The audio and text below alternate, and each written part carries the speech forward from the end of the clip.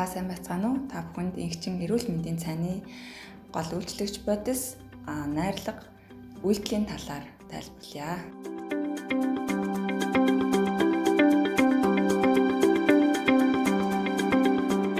Чихрийн шижингийн эсрэг цайны талаар өнөөдөр та бүхэндээ товчхон мэдээлэл өгье. За чихрийн шижингийн цайны маань гол орц найрлага гэх юм бол сөөгөн борлуулах нь манайхан сайн мэднэ. За мөн хөвөө оройд Азийн төлөгч ус болон болцоо цэцэг гэсэн үндсэн дөрвөн найрлагатай байгаа. За эдгээр ургамлуудад голлон агуулгадж байгаа нийтлүүд нь яадаг вэ гэхлээр цусан дах сахарын хэмжээг хянахад бол тусалдаг.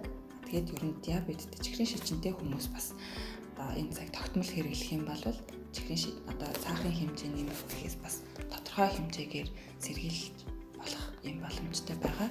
За мөн Азийн төлөгч усан агуулгадж байгаа гол үйлчлэгч нэгдэл маань зөвсгөх бас давхар үйлдэлтэй. Тэгэхээр хоол боловсруулах системийг маань бас давхар дэмжиж өгнө. Холестериныг буруулнаа гэж ойлгох хэрэгтэй.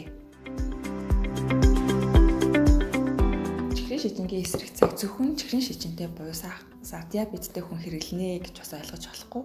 Энийг бол хүмүүс чихрийн шижинд өртөх эрсдлээ бууруулахын тулд гол нь хэрэглэнэ. За нэгэнт та хэрвээ чихрийн шижинтэй болцсон байх юм бол чихрийн шижингээс үүсэж байгаа бусад эрсдлээ бас тодорхой хэмжээгээр бууруулах зорилгоор чихрийн шижингийн эсрэг цаг хэрэглэнэ. Энэ ургамалд орж байгаа гол үйлчлэгч нэгдлүүд маань яадаг вэ гэхээр цусан дах сахарын хэмжээг бас тодорхой хэмжээгээр байхыг хянана. Дээрээс нь цусны ялгаралтыг нэмэгдүүлснээр хоол боловсруулах үйл ажиллагааг сайжруулна.